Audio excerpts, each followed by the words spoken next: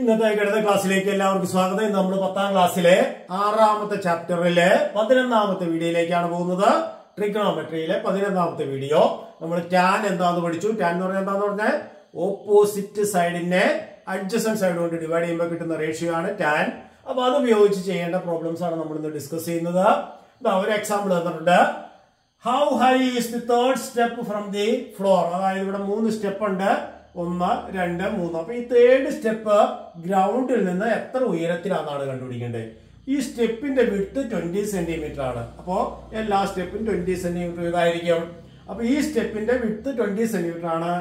ഈ 35 തറയുമായിട്ടുണ്ടാക്കുന്ന angle 35 degree ആണ്. അങ്ങനെയാണെങ്കിൽ what is the height of the third step from the ground. അതായത് ഈ ഹൈറ്റ്, അതായത് ഈ ലെങ്ത് ആണ് നമുക്ക് കണ്ടുപിടിക്കേണ്ടത്. അപ്പൊ ഈ ലെങ്ത് എന്ത് വരും? ഈ ലെങ്ത് എന്ന് പറയുന്നത് ഇതാ കേട്ടോ. ഇങ്ങനെ വരച്ചു കഴിയുമ്പോ ഇത് 20 ആവുമ്പോ ഇത് 20, ഇത് 20 ആവുമ്പോ ഇത് 20, ഇത് 20. കാരണം ഓരോ സ്റ്റെപ്പും 20 സെന്റിമീറ്റർ വിഡ്ത്താണ്. അപ്പൊ മൊത്തം ഇത് എത്രയായി? 60 സെന്റിമീറ്റർ ആയി. അപ്പോ AB എന്ന് പറയുന്ന ഈ ലെങ്ത് 60 സെന്റിമീറ്റർ ആണ്.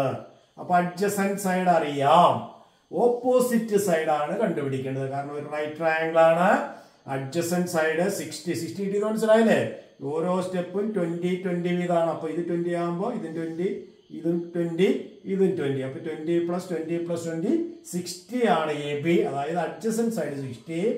ഓപ്പോസിറ്റ് സൈഡ് കണ്ടുപിടിക്കണം. അപ്പൊ അഡ്ജസന്റ് ഓപ്പോസിറ്റ് തമ്മിലുള്ള റേഷ്യോ ഏതാണ്? ടാൻ. അപ്പൊ tan 35 is equal to BC by AB. Opposite side കണ്ടുപിടിക്കേണ്ട സൈഡ് BC, AB എന്ന് പറഞ്ഞ 60. അപ്പൊ BC by 60 എന്ന് വരും. അപ്പൊ ടാൻ 35 BC by 60 ആണ്. BC ആണ് എന്ത് ചെയ്യണം? ഡിവൈഡ് ചെയ്യാനുള്ള 60 ഇവിടെ നിന്ന് ഇങ്ങോട്ട് വരുമ്പോൾ മൾട്ടിപ്ലൈ ചെയ്യാനാവും. അപ്പൊ BC എന്ന് പറയുന്നത് 60 × ടാൻ 35.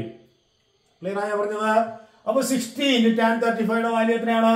ടേബിൾ നോക്കുക. ടാൻ 35 എന്ന് പറഞ്ഞാൽ 0.7002 ആണ്. അപ്പോ 60 × എത്ര വട്ടം? 0.7002. അത് മൾട്ടിപ്ലൈ ചെയ്യുക. 7002നെ 60 കൊണ്ട് മൾട്ടിപ്ലൈ ചെയ്യുക. എന്നിട്ട് 4 ഡെസിമൽ പ്ലേസ് കൊടുക്കുക. അപ്പൊ 42.012 സെന്റിമീറ്റർ എന്ന് കിട്ടും. നമുക്കത് അപ്രോക്സിമേഷൻ ആയിട്ട് 0.12 സെന്റിമീറ്റർ എന്ന് പറഞ്ഞാൽ നെഗ്ലിജിബിൾ ആണ്. അപ്പോ 42 centimetre is the approximate height of third step from the ground. Clear ആയ പറഞ്ഞത്? അപ്പൊ ഞാൻ വളരെ എളുപ്പത്തിൽ ചെയ്യാം. ഓരോരു ചോദ്യത്തിലേക്ക് പോകാം. One angle of a rhombus is 50 degree and shorter diagonal is 6 centimeter. Rhombus എന്ന് പറയുന്നത് എന്താ? A quadrilateral with all sides equal. അപ്പൊ ഇത് 4 സൈഡ് ഈക്വൽ ആണ്. ഈ ലെങ്ത് ഈക്വൽ ആണ്. സൈഡ്സ് തന്നിട്ടില്ല. പക്ഷെ നമുക്ക് ഈ ആംഗിൾ അറിയാം. ഒരു ആംഗിൾ എത്രയാണ്? 50 ഡിഗ്രി ആണ്. ഷോർട്ടർ ഡയഗണൽ എന്ന് പറഞ്ഞാൽ ഇത് കണ്ടില്ലേ? ഇതായിരിക്കും. ഇത് ഒബ്റ്റ്യൂസ് ആംഗിൾ ആയിട്ട് വരും. അപ്പോൾ ആംഗിൾ, ചെറിയ ആംഗിളിന്റെ ഓപ്പോസിറ്റ് ആയിട്ട് വരുന്ന ഡയഗണലാണ് ഷോർട്ടർ ഡയഗണൽ 6 ആണ്. ലാർജർ ഡയഗണൽ അറിയില്ല. നമ്മൾ ചോദിച്ചിരിക്കുന്നത് എന്താണ്? What is it's area. അപ്പൊ സൈഡ്സും അറിയില്ല. സൈഡ്സ് അറിയാമെങ്കിൽ നമുക്ക് പാരലോഗ്രാമിന്റെ ഫോമിൽ വെച്ച് BH എന്നുള്ള ഫോമിൽ വെച്ച് ചെയ്യായിരുന്നു. സൈഡ്സ് അറിയില്ല. പക്ഷെ നമുക്ക് ഒരു ഡയഗണൽ അറിയാം.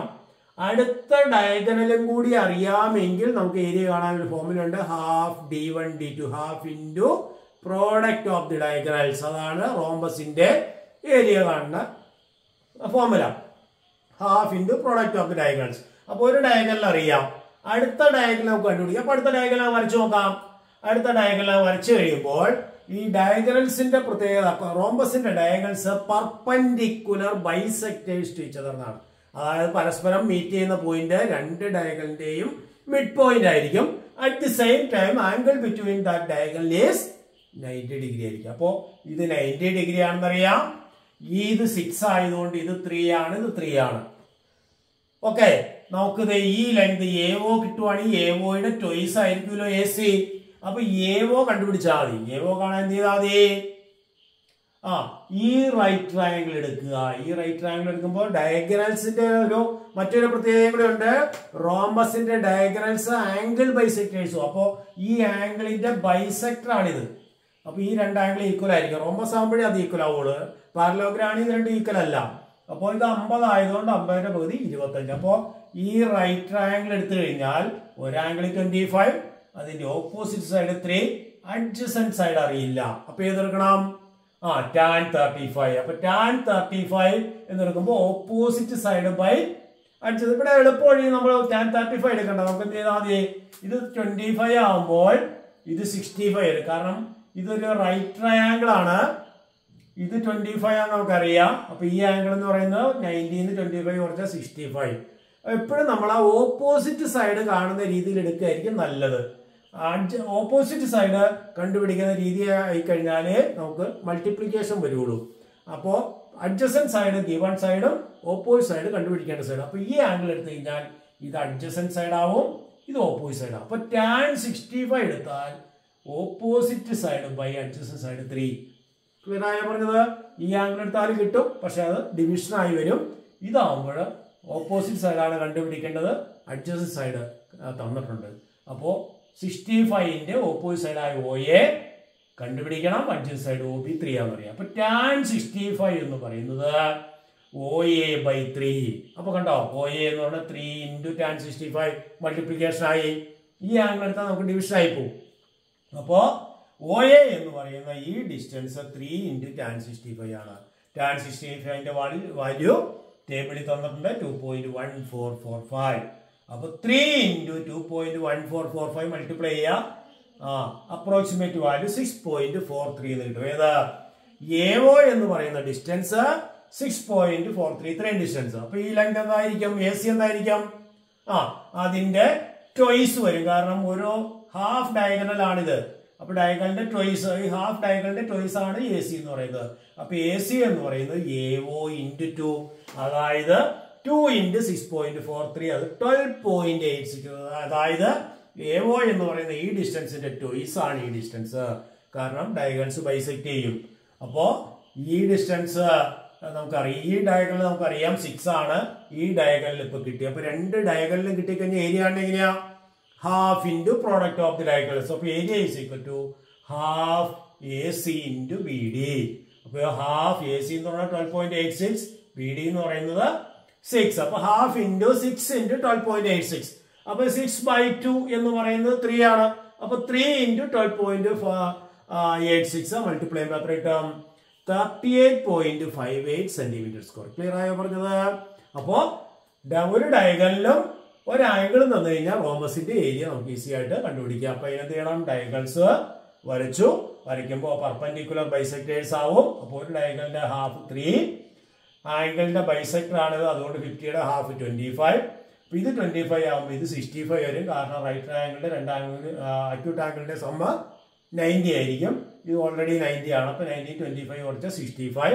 അപ്പോൾ ഈ 65 എടുക്കുമ്പോൾ ഇത് ഓപ്പോസിറ്റ് സൈഡ് ആണ് പോയെ, അത് കണ്ടുപിടിക്കണം. അഡ്ജസന്റ് സൈഡ് അറിയാം. ഓപ്പോസിറ്റ് സൈഡ് കാണാൻ 3 into tan 65. അപ്പൊ ഇത് കിട്ടി.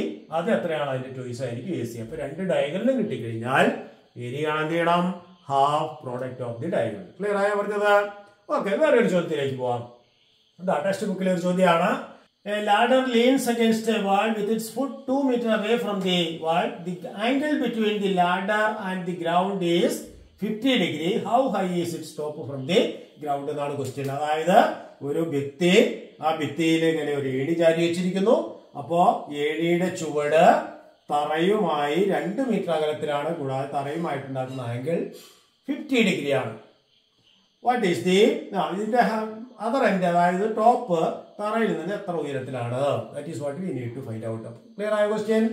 ഒരു ഭിത്തിയില് ഒരു ഏണി ചാരി വെച്ചിരിക്കുന്നു. ഏണിയുടെ ചുവട് ഗ്രൗണ്ടുമായി 50 ഡിഗ്രി ആംഗിൾ ഉണ്ടാക്കുന്നു. കൂടാതെ ചുവട് വാളിൽ നിന്ന്, ഭിത്തിയിൽ നിന്ന് 2 മീറ്റർ അകലത്തിലാണ് എങ്കിൽ ഏണിയുടെ മുകളറ്റം തറയിൽ നിന്ന് എത്ര ഉയരത്തിലാണ്? How high is its top from the ground എന്നാണ് ക്വസ്റ്റ്യൻ. അതായത് AB we need to find out, BC അറിയാം, ഈ ആംഗിൾ 50 ആണ്.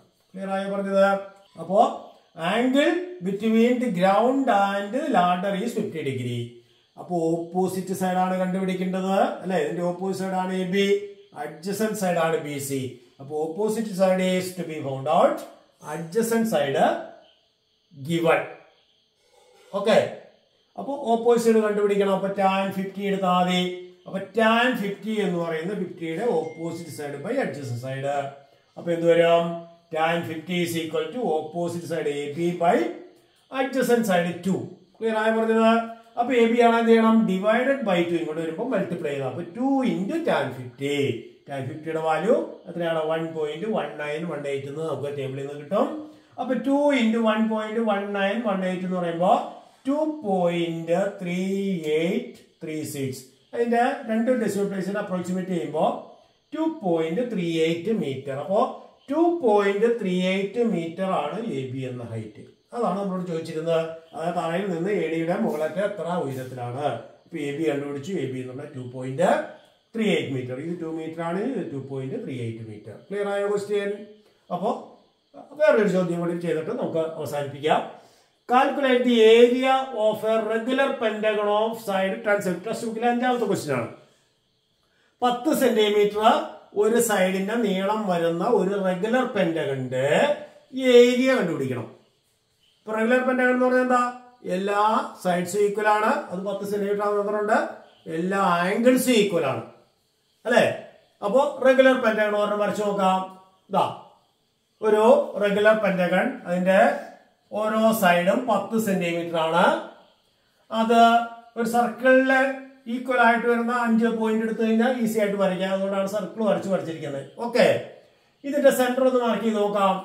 കേട്ടാ, ഈ സെന്ററില് ഒരു സൈഡ് സെന്ററിൽ ഉണ്ടാക്കുന്ന ആംഗിള് അതെങ്ങനെ കണ്ടുപിടിക്കുന്നത്? മൊത്തം 360 ആണ്. Angle around A point is 360 degree. അപ്പൊ 360നെ 5 കൊണ്ട് ഡിവൈഡ് ചെയ്യുക. 5 സൈഡ് ഉണ്ടല്ലോ. അപ്പോ ഓരോ സൈഡും സെന്ററിൽ ഉണ്ടാക്കുന്ന ആംഗിൾ കാണാൻ 360/5. അതാണ് ആംഗിൾ AOB 72 എന്ന് കിട്ടിയത്. നമുക്ക് ഈ ഒരു ട്രയാങ്കിളിന്റെ ഏരിയ കണ്ടുപിടിച്ചിട്ട് അങ്ങനെ 5 ട്രയാങ്കിൾ ഉണ്ടാവും, അല്ലെ? അപ്പൊ ഈ 5 ട്രയാങ്കിളിന്റെ ഏരിയ. അപ്പൊ ഒരു ട്രയാങ്കിളിന്റെ ഏരിയ എങ്ങനെ കണ്ടുപിടിക്കാൻ നോക്കാം. അപ്പോ ട്രയാങ്കിളിന്റെ ഏരിയ എന്ന് പറഞ്ഞാൽ ഹാഫ് ബേസ് ഇൻറ്റു ഹൈറ്റ് ആണ്. അപ്പൊ ബേസ് 10 അറിയാം, ഹൈറ്റ് അറിയില്ല. അപ്പൊ ഹൈറ്റ് വരച്ചു. അപ്പൊ OC എന്ന് പറയുന്നത് ABക്ക് പെർപെൻഡിക്കുലർ ആയിട്ട് വരച്ചു. അപ്പൊ ഇവിടെ കണ്ടില്ലേ, ഇത് 72 ആകുമ്പോൾ 72ന്റെ ഹാഫ് 36 ആണിത്. ഓക്കെ, അതിന്റെ ഓപ്പോസിറ്റ് സൈഡ് അറിയാം. നമുക്ക് എപ്പോഴും ഓപ്പോസിറ്റ് സൈഡ് കണ്ടുപിടിക്കുന്ന രീതിയിൽ. അപ്പൊ അതുകൊണ്ട് ഈ ആംഗിൾ എടുക്കാം. ഇത് 36 ആകുമ്പോൾ എത്ര വരും? ഇത് എത്ര വരണം? 54 വരും. അപ്പോ ഈ ആംഗിള് 54 ആണ്. കാരണം ഇത് 36 ആകുമ്പോൾ 90 36 കുറച്ചാൽ 54. അപ്പൊ നോക്കിക്കേ, ഈ 54ന്റെ ഓപ്പോസിറ്റ് സൈഡാണ് H, height of the triangle. Adjacent side എന്ന് പറയുമ്പോൾ ഇത് മൊത്തം 10 ആകുമ്പോ AC എന്ന് പറയുന്ന 5 വീതം വരും. അപ്പോൾ ഇതിന്റെ ഓപ്പോസിറ്റ് സൈഡ് കണ്ടുപിടിക്കണം, അഡ്ജസന്റ് സൈഡ് അറിയാം. അപ്പോൾ ഓപ്പോസിറ്റ് സൈഡ് കാണാനുള്ള ഫോർമുല എന്താണ്? ഓപ്പോസിറ്റ് അഡ്ജസന്റ് ആയതുകൊണ്ട് tan. അപ്പൊ tan 54 is equal to OC/5 എന്ന് എഴുതാം. അപ്പൊ tan 54 OC/5. OC-യെ 5 കൊണ്ട് ഡിവൈഡ് ചെയ്യുന്നത് tan 54.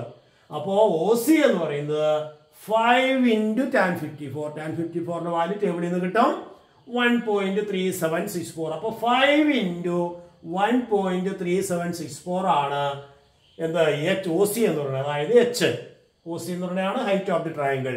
അപ്പൊ H is equal to 6.88. Clear ആയോ പറഞ്ഞത്? അപ്പോ ഈ ഒരു ട്രയാങ്കിളിന്റെ ഹൈറ്റ് എന്ന് പറയുന്നത് 6.88 ആണ്. ബേസ് 10 ആണ്. അപ്പൊ ഈ ട്രയാങ്കിളിന്റെ മാത്രം ഏരിയ നമുക്ക് കണ്ടുപിടിക്കാം. അപ്പൊ ഏരിയ ഓഫ് ട്രയാങ്കിൾ OAB എന്ന് പറയുന്നത് half BH, half into 10 into H എന്ന് പറഞ്ഞാണ് ഇപ്പൊ നമ്മൾ കണ്ടുപിടിച്ചത് 6.88. അപ്പോ ഇത് മൾട്ടിപ്ലൈ ചെയ്യുക. 10 കൊണ്ട് 6.88 മൾട്ടിപ്ലൈ 68.8 വരും. അതിന്റെ പകുതി 34.4 സെന്റിമീറ്റർ സ്ക്വയർ ആണ് ഒരു ട്രയാങ്കിളിന്റെ ഏരിയ. അപ്പൊ ഒരു റെഗുലർ പെന്റഗൺ ആണിത്. അപ്പോ റെഗുലർ പെന്റഗൺ ഒരു സൈഡ് അതിന്റെ സർക്കിളിന്റെ സെന്ററിൽ ഉണ്ടാക്കുന്ന ആംഗിൾ കാണാൻ 360/5 എടുത്തു. അത് 72 എന്ന് കിട്ടി. അപ്പൊ ആ ഒരു ട്രയാങ്കിളിന്റെ ഏരിയ ആണ് അതിന്റെ ഓൾട്ടിറ്റ്യൂഡ് വരച്ചു. അപ്പൊ ഓൾട്ടിറ്റ്യൂഡ് കാണാൻ വേണ്ടിയിട്ട് നമ്മൾ ഈ ആംഗിൾ 54 കിട്ടിയ ഓപ്പോസിറ്റ് ബൈ അഡ്ജസന്റ് സൈഡിൽ നിന്ന് എടുത്തു. അപ്പൊ tan 54 ആണ് OC/5 വന്ന്. അപ്പൊ OC എന്ന് പറഞ്ഞാൽ 5 into tan 54. അങ്ങനെയാണ് H കിട്ടിയത്. അപ്പൊ ഹാഫ് ബേസിന്റെ ഹൈറ്റ് ഒരു ട്രയാങ്കിളിന്റെ ഏരിയ കിട്ടി. അങ്ങനെ എത്ര ട്രയാങ്കിൾ ഉണ്ട്? 5 ട്രയാങ്കിൾ ഉണ്ട് കേട്ടോ.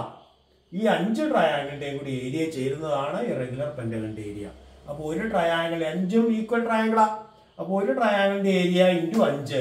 അപ്പോ ഇവിടെ കിട്ടിയ 34.4നെ 5 കൊണ്ട് മൾട്ടിപ്ലൈ ചെയ്യുക. അപ്പൊ 5 into 34.4 that is 172 centimetre square ആണ് ഈ റെഗുലർ പെന്റഗണിന്റെ ഏരിയ.